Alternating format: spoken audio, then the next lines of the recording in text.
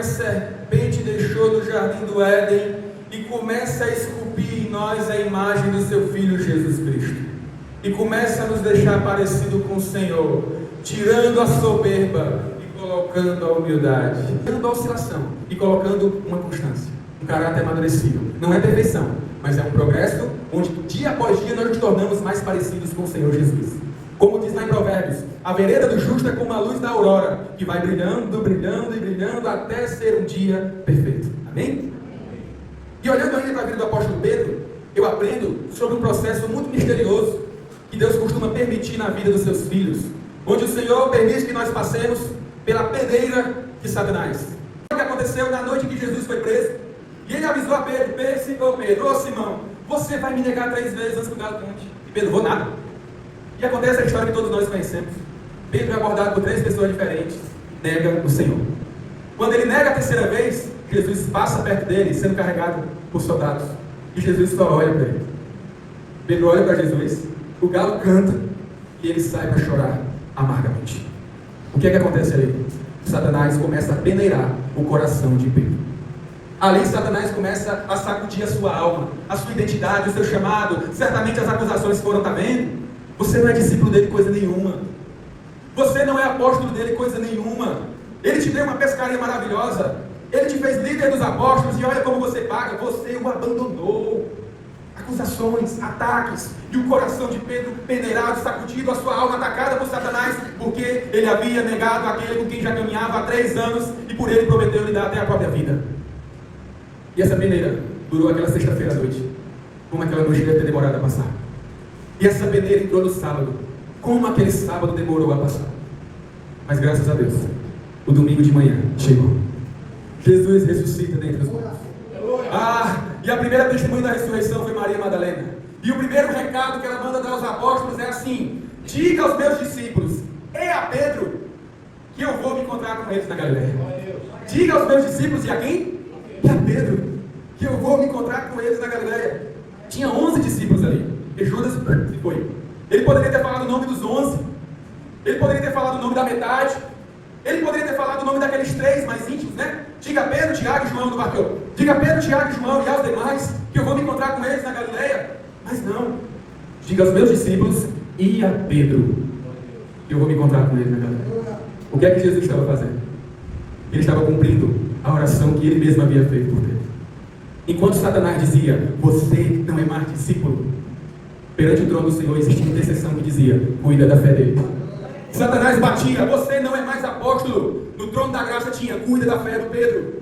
Você o deixou, cuida da fé do Pedro. Deixa a fé dele de pé. Não tem quando a pessoa está quase morrendo, chega o socorrista, o médico, o profissional de saúde e faz aquela massagem cardíaca para que a pessoa passe por uma ressuscitação. Ao falar: diga aos meus discípulos e a Pedro, Jesus começou a fazer uma massagem cardíaca na fé de Pedro, que estava quase morta. Ele estava começando ali um processo de ressurreição de uma fé que estava sendo violentamente peneirada por Satanás. Então ele volta à sua antiga vida. E na sua antiga vida, o que é que acontece? Não tem peixe. Tentaram pescar e não apareceu uma piaba para contar a história. Aí aparece alguém na beira da praia e pergunta assim: amigos, o que é que vocês têm aí para comer? Aí eles respondem: nada, meu filho, nem uma piaba. Aí aquela voz diz: jogue do outro lado. Aí eles jogam e a rede fica repleta de peixes. Pedro olha para aquela cena e fala: não é a primeira vez que isso acontece, é a segunda. E eu lembro qual foi a primeira vez que isso aconteceu. Foi o dia que ele me chamou. No dia que Jesus chamou Pedro, ele lhe deu a maior pesca da sua vida. Então ele olha para dentro da praia e diz: eu não estou vendo quem é, mas eu sei agora quem é. Aí o coração recebe mais uma massagem cardíaca, a fé está começando a se levantar. Então eles chegam perto de Jesus e, meu Deus, o melhor jantar da história, não foi no melhor restaurante que você já foi nas margens daquele lago, porque tinha peixe na brasa e pão preparado pelo próprio Senhor Jesus. Já pensou um jantar preparado pelo próprio Filho de Deus? Eita, eu estou imaginando o cheiro, peixe e pão ali na brasa. E no contexto judaico isso é muito simbólico, que talvez eu e vocês colocam na nossa mesa qualquer tipo de pessoa, mas no contexto judaico eles só traziam para a sua refeição pessoas com quem elas tinham comunhão. Então, ao preparar aquele jantar, Jesus estava olhando para aqueles que queriam abandonar o seu chamado e dizendo: ei, vocês quiseram abandonar a missão, quiseram abandonar o chamado, mas eu estou trazendo vocês para a comunhão comigo. Aqui é o lugar de vocês, na minha mesa. Com Cristo, a beira da praia se torna mesa. Com Cristo, o fracasso da pescaria se torna mesa da comunhão e de restauração do seu chamado. Nesse episódio, Pedro está como? O Pedro que era falastrão, agora ele está caladinho. Não dá um pio. Aí Jesus chega perto de Pedro. Eu imagino que Pedro deve ter pensado: pronto, agora a lapada vem. Agora ele vai dizer: seu caba, você me negou, né? Eu avisei e você disse que não ia, né?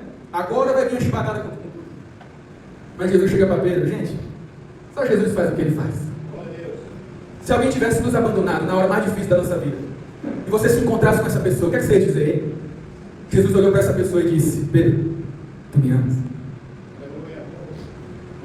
Aí Pedro fala: te amo, Senhor, pois apacente as minhas ovelhas.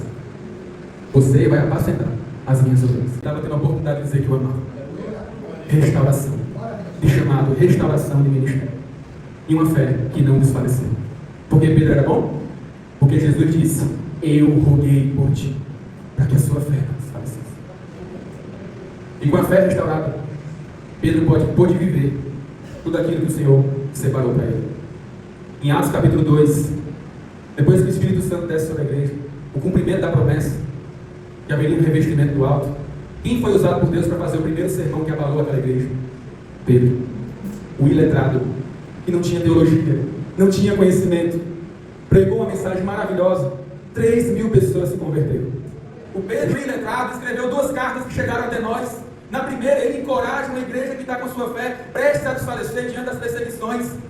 E ele sabia bem o que era isso. Quando às vezes a gente se sente com a fé desfalecida, Deus nos dá também uma oportunidade de agora ser um canal na vida daqueles que estão com sua fé desfalecendo.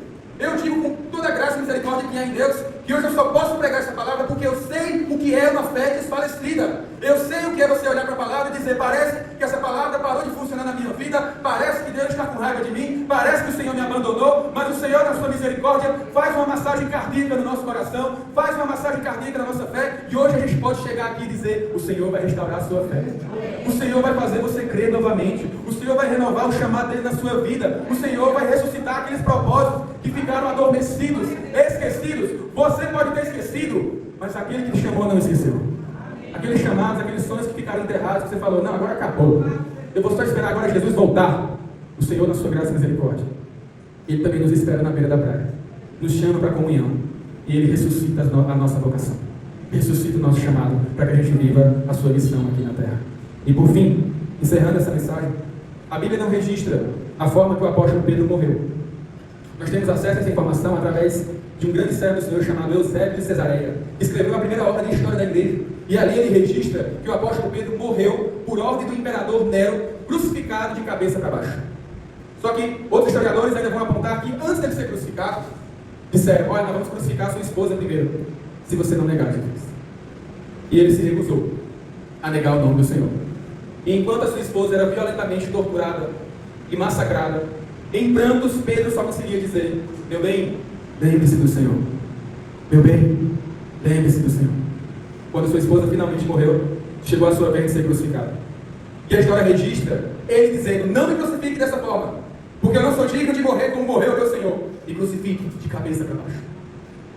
A crucificação foi ideia de Nero, mas ser de cabeça para baixo foi um pedido do apóstolo Pedro, porque ele não se achava digno de morrer como morreu o Senhor Jesus. E ali, ele cumpriu o seu chamado para toda sempre.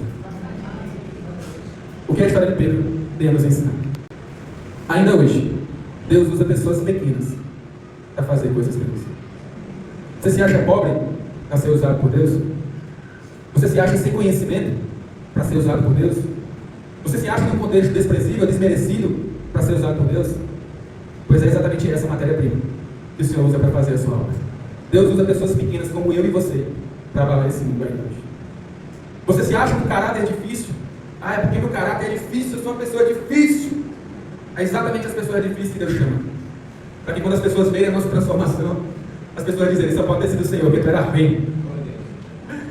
Deus chama de caráter difícil mesmo. E tem pessoa que já parece crente. Eu olho para Filemão, eu acho que ele já era crente desde que saiu do ventre. Tem como esse não parecer crente. Mas tem pessoas que realmente têm um caráter ruim. difícil. E é justamente essa pessoa que Deus pega para mostrar o poder do Evangelho.